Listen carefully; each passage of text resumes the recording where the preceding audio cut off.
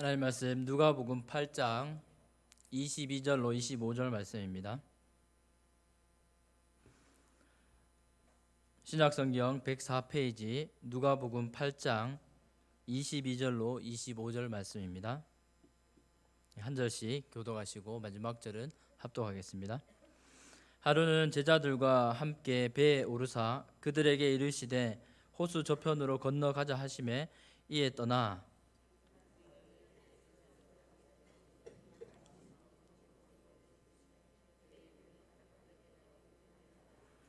제자들이 나와 깨어 이르되 주여 주여 우리가 죽겠나이다 한데 예수께서 잠을 깨사 바람과 물결을 꾸짖으시니 이에 그쳐 잔잔하여지더라. 너희 믿음이 어디 있느냐 하시니 그들이 두려워하고 놀랍게 여겨 서로 말하되 그가 누구이기에 바람과 물을 명하며 순종하는가 하더라. 아멘. 본문의 말씀을 가지고 그가 누구이기에 라는 제목으로 말씀을 전하겠습니다. 우리 인생길을 가다가 광풍과 같은 예상치 못할 환경과 시련을 만나길 바라는 사람은 아무도 없을 것입니다. 그럼에도 때로 그 같은 사건을 통해서 그 전에 알지 못했던 하나님을 발견하기도 합니다. 그래도 이 광풍이 우리의 삶에 나타나지 않았으면 우리의 삶을 피해갔으면 하는 우리의 마음이고 바람인 것 같습니다. 오늘 본문은 우리가 익히 들어왔던 갈릴리 호수에서 예수님과 제자들의 광풍을 만났던 사건의 내용입니다. 이 사건은 마태복음 8장과 마가복음 4장과 같은 병행 구절로 소개되고 있습니다. 이야기 속으로 들어가 보면 한때 갈릴리의 어부였던 잔뼈가 굵었던 제자들이 주님을 다급히 깨웠던 이 내용을 들여다보면 당시의 상황이 참 위태했을 거라 짐작이 됩니다. 폭이 3m가 채 안 되고 길이가 9m가 채 되지 않은 어선을 행선하다가 갑자기 들어닥친 이 돌풍은 대다수 어부 출신 제자들도 당황하게 만들었습니다. 그러면 왜 예수님과 제자들이 이 갈릴리 호수를 건너가게 되었을까요? 이야기 진행사 보면 예수님은 제자들과 함께 호수 저편으로 건너가자 하시고 제자들과 함께 거라사 지방으로 가시려고 했습니다. 오늘 본문은 아니지만 후에 나오는 26절부터 말씀해 보면 예수님은 이방 지역으로 친히 가셔서 군대 귀신 들린 이 한 사람을 구원하실 계획을 가지고 계셨던 모양입니다. 예수님은 아무도 어찌할 수 없고 통제할 수 없는 이 인생을 관심을 갖고 계셨습니다. 그리고는 이후에 이 사람은 고침을 받고 그 땅에서 예수님의 복음의 증인이 되었습니다. 이처럼 예수님의 모든 사역은 구원 사역과 하나님 나라를 전파하는 일이었습니다. 이를 위해서 누가복음 8장 전으로 해서 예수님의 권능과 신적 능력을 행하시는데 네 가지의 기적의 유형으로 우리가 알 수 있습니다. 대표적으로 오늘 본문의 말씀에서 이 자연 만물을 다스리시고 통치하시는 예수님을 볼 수가 있습니다. 그리고 26절부터 귀신을 축사하시는 신적 권능을 보여주고 계시고 또 43절부터 혈루증 여인을 고치시는 치유하시는 예수님, 그리고 49절부터 56절까지 야이로의 딸 사건, 즉 죽음까지 다스리시는 예수님의 그 기적을 보여주고 있습니다. 바로 예수님은 인간의 이해와 상식을 뛰어넘는, 그리고 자연 물리학을 그런 자연의 법을 초월하는 이적으로 저주와 죄의 고통 가운데 신음하는 인간에게 찾아오셔서 치유와 또한 축사와 능력을 행하셨습니다. 이를 통해서 예수님은 제자들을 훈련하셨고요, 또 이 같은 사역을 감당하라고 파송하셨습니다. 그런데 여기서 무엇보다 주목해야 할 사실은 본문 25절에서 제자들의 고백처럼 그가 누구시기에, 예수님이 누구시기에 이 일을 하느냐라는 사실입니다. 이 사건을 통해서 자연 만물을 다스리시고 또 병을 고쳐주시고 귀신을 쫓아내시는 것은 물론 죽은 자를 살려주시는 그 능력으로 그분이 누구신가라고 누가복음의 저자는 계속해서 말씀하고 있습니다. 과연 예수님이 말씀을 선포하시고 가르치실 뿐만 아니라 병을 치유하시고 귀신을 축사하시고 모든 자연 만물을 다스리시고 심지어 죽은 자를 살려내시는 이 신적 권능을 누가복음을 통해서 가감없이 보여주고 있습니다. 과연 이 누가복음에서 이 독자로 하여금 무엇을 깨닫도록 의도하는 것일까요? 그것은 바로 제자들의 고백처럼 예수님 그가 누구신가 생각하게 하는 것입니다. 오늘 본문은 예수님은 어떤 분이신지 보여주시는 그 능력 행하심의 연속선상에서 살펴볼 수 있습니다. 결론적으로 이 광풍 사건을 통해서 군대에 귀신 들린 자가 후에 고백하는 것처럼 그가 지극히 높으신 하나님의 아들 메시아였음을 지속적으로 드러내고 있습니다. 본문의 말씀을 통해서 우리가 믿는 예수님이 어떠한 분이시고 우리는 어떠한 믿음의 반응으로 우리의 신앙생활을 해 나가야 할지 함께 나누어 보고자 합니다. 먼저 예수님은 공생의 사역을 최선으로 사셨습니다. 예수님은 이 땅에 사랑의 몸을 입고 인자로 이 땅에 오셨지요. 몇 년 동안 공생의 사역을 감당하셨습니까? 약 3년 동안 감당하셨습니다. 그래서 그 3년 동안은 정말 밤낮 쉬지 않고 천국 복음을 전파하시고 뒤로도 돌아보지 않으시고 사역하신 것 같아 보입니다. 그런데 하루는 예수님께서 배에 오르십니다. 그리고 제자들에게 저쪽 건너편으로 건너가자 하라고 말씀하십니다. 그리고 제자들이 이동을 합니다. 이 공간복음의 다른 말씀처럼 제자들을 먼저 보내시고 예수님은 기도하시거나 후에 무리를 걸어서도 오실 수 있지만은 그런 주님이시지만 함께 배에 오르시고 함께 이동을 하십니다. 그때까지만 해도 예수님의 기적과 이적을 곁에서 본 제자들은 예수님이 든든했을 것입니다. 기적을 행하시고 축사하시고 기도하시면 오병이어로 기적을 일으키시고 수많은 사람이 먹게 되고 앞을 못 보는 사람이 앞을 보게 되고 걷지 못한 자가 일어서게 되고 듣지 못한 자가 듣게 되고 말 못하는 자가 말문이 열리는 그런 놀라운 주님과 함께하는 것은 언제나 놀라웠을 것입니다. 또한 예수님이 이 배에 함께한다는 사실과 그동안 사역에 소란스럽고 그런 사람들이 많이 따르는 그런 어수선한 현장을 떠나서 제자들과 예수님과 배에서의 시간은 좀 쉴만한 그런 시간이었을 것입니다. 요즘 말로 좀 힐링되는 시간이었을 것입니다. 좀 생각해 보아도 제자들도 또 예수님도 강행군과 같은 그런 사역 가운데 많이 지쳤을 것으로 보입니다. 그리고 주님은 배 뒤쪽 이 고물이라는 곳에서 잠을 청하시게 됩니다. 23절에 이렇게 말씀합니다. 행선할 때에 예수께서 잠이 드셨더니. 우리 예수님께서 얼마나 고단하셨을까요? 예수님이 가시는 곳마다 구름대처럼 사람들이 몰려들었고 물에게 말씀을 외치셨습니다. 그뿐입니까? 병을 고치셨습니다. 사람들에게 에너지를 쏟았습니다. 일일이 사람들에게 눈을 맞추고 또 귀신을 내쫓으시고 책망하시고 말씀을 듣지 않는 자들을 책망하시고 또한 따르는 제자들을 훈련하시는 이 주님의 24시간은 참으로 쉴 틈이 없었을 거라 예상됩니다.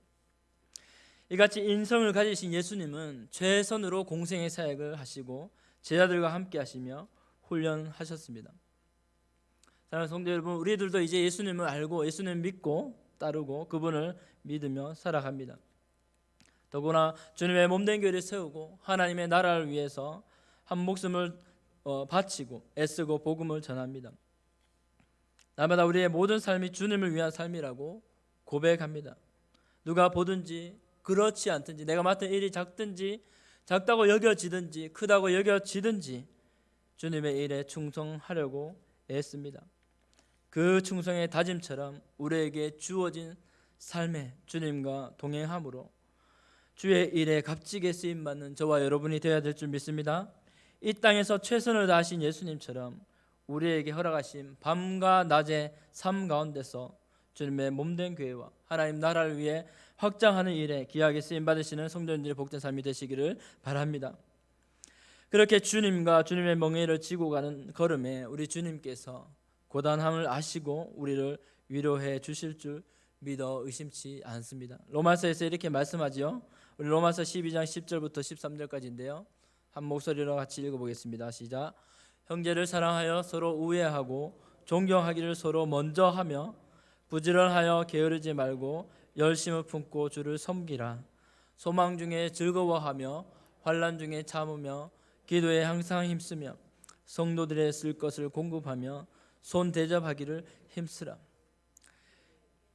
아멘. 네, 아멘. 예수님을 우리가 나중에 만날 때인데 그때 예수님께서 너는 이 땅에서 어떻게 살았느냐 했을 때 주님 말씀처럼 성도들을 세우고 교회를 세우고 온 힘 다해서 섬겼습니다. 이렇게 고백하고 우리가 칭찬받아야 될 줄 믿습니다. 세상의 기준은, 세상의 가치관들은 그저 보이는 대로 그저 할 수 있는 대로 그렇게 할 수 있습니다. 그러나 우리는 하나님께서 보시는 대로 우리가 힘을 다해서 형제를 사랑하고 교회를 세우고 주님이 보시는 것처럼 그 일을 감당해야 될 줄 믿습니다. 다음으로 광풍을 만난 제자들의 반응을 함께 살펴보고자 합니다. 본문은 난데없이 광풍이 호수로 내리쳤다고 본문에 기록하고 있습니다. 원문을 좀 더 살펴보면 갑자기 하늘로부터 광풍이 세차게 내리쳤습니다. 그리고 빗바람이 위로부터 함께 내리쳤다고 나옵니다. 주석에 보면 이 저지대인 갈릴리 호수는 그 폭이 20km가 채 되지 않습니다.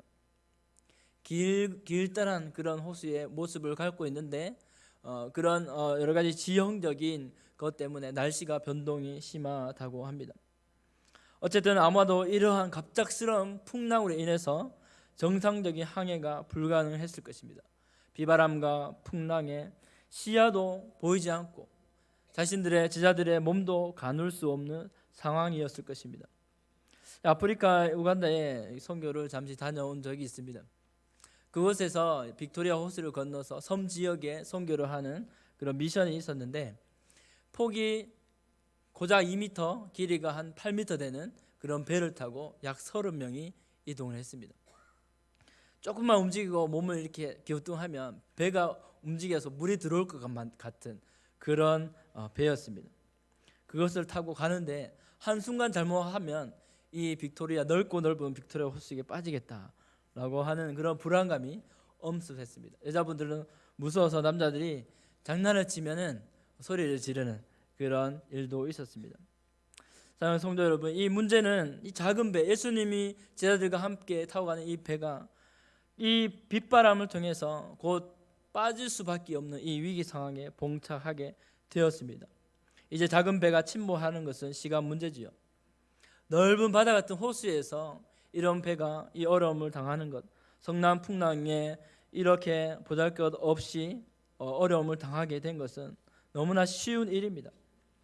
제자들은 참으로 손도 쓰지 못하고 성난 물결에 휩쓸릴 것만 같았습니다. 이 제자들이 어떤 출신입니까? 바로 어부입니다. 어부의 출신이고 그 호수의 생태계를 잘 아는 자들이었습니다.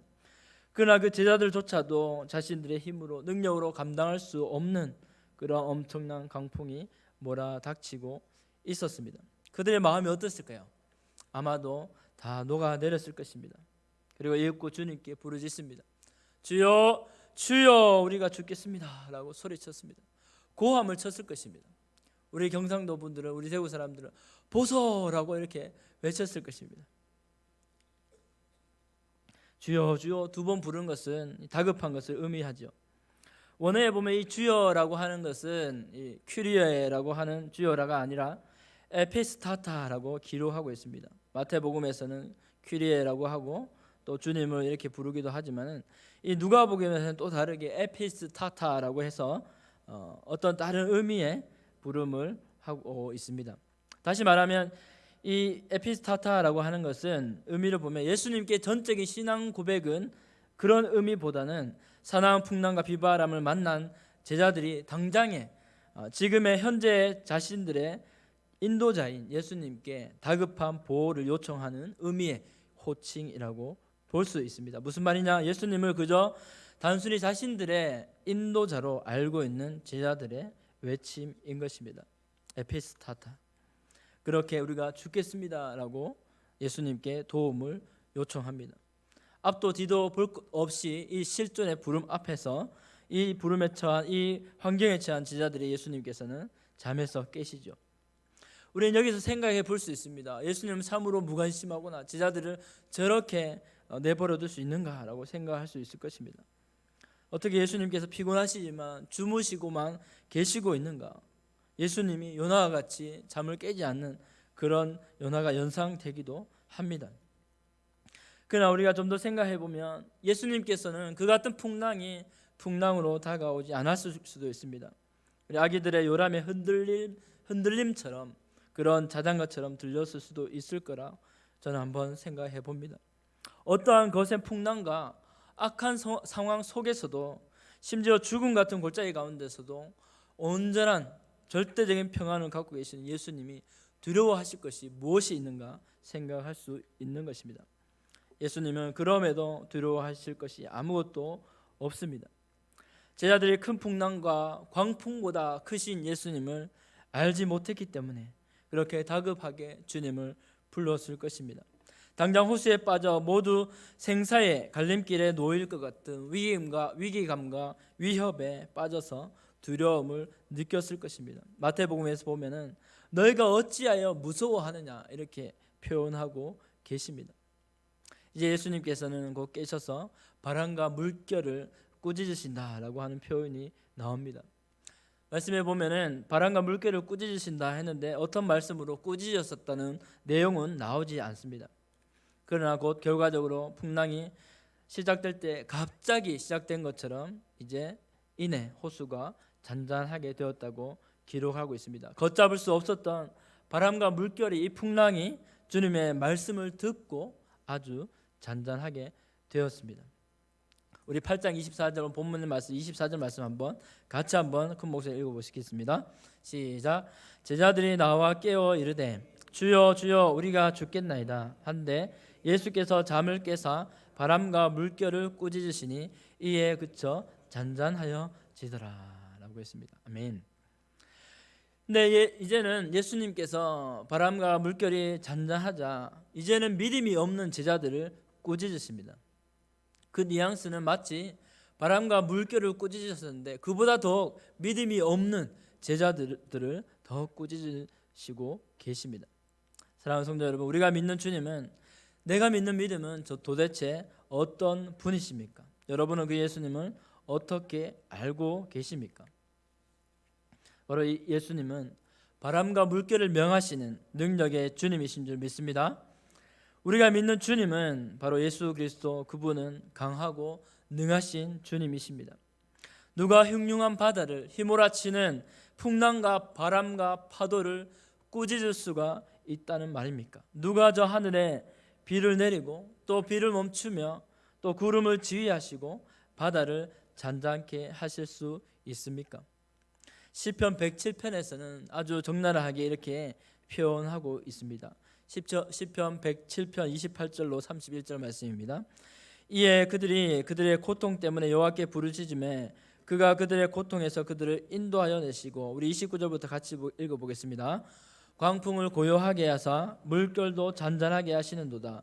그들이 평온함으로 말미암아 기뻐하는 중에 여호와께서 그들이 바라는 항구로 인도하시는도다. 여호와의 인자하심과 인생에게 행하신 기적으로 말미암아 그를 찬송할지로다. 아멘. 참으로 그분이 이 일을 행하시는 분이 우리 주님이신 줄 믿습니다. 그 하나님을 찬양해야 될 줄 믿습니다. 때로는 우리가 사는 게 바쁘셔서 우리 주님을 잊고 계시지는 않으신지요? 때로는 우리 삶이 너무 평온하여 언제나 우리의 머리털까지 세심받으신 그 주님을 무관심하고 살아가고 있지는 않으신지요? 내 힘과 내 지혜와 내 능력으로 살아간다고 아등바등하며 살고 계신지 않은지 오늘 이 말씀을 통해서 돌아보시기 바랍니다. 하지만 가장 중요한 것은 감당하기 어려운 이 광풍 속에서 그 광풍이 우리의 삶에 몰아칠 때 바로 우리가 그때 주님을 찾게 되는 것, 바로 그러한 은혜가 있다라고 하는 겁니다. 더 나아가 우리의 삶의 광풍이 문제가 아니라 우리가 주님과 늘 함께 하고 있는지 늘 점검해야 합니다. 그것이 우리의 가장 크고 시급한 문제입니다. 우리 아이들에게 아브라함 링컨에 대해서 가끔 이야기를 해줍니다. 중부 예배에서 링컨이 어떠한 믿음과 어떠한 말씀에 그 믿음을 가지고 살았는가 이렇게 말씀합니다. 링컨이 하나님의 말씀을 갖고 그 비전을 갖고 남북 전쟁을 통해서 하나님 앞에 나아갔을 때 그의 주위에 있는 신복들이 하나님께서 우리의 편이 되어 달라고 기도하고 있습니다. 걱정하지 마십시오. 각각 이렇게 얘기했습니다. 그러나 이 링컨 대통령은 뭐라고 말했습니까? 하나님이 우리 편이 되어 달라고 하지 말고 내가 하나님이 편이 되게 해달라고, 우리가 하나님의 편이 되게 해달라고 기도합시다 라고 했던 것을 아이들에게 말합니다.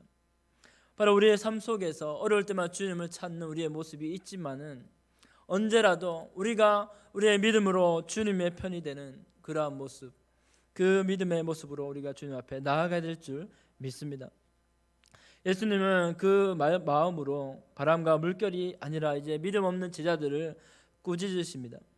너희 믿음이 어디 있느냐?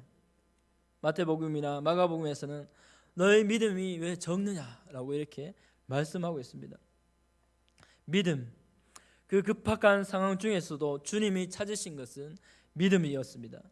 광풍 때문에 두려워하고 놀라던 제자들이 이제 예수님의 행하신 이적을 보고 바람과 물결을 잔잔하게 하시는 주님을 보고 두려워하고 놀라워합니다.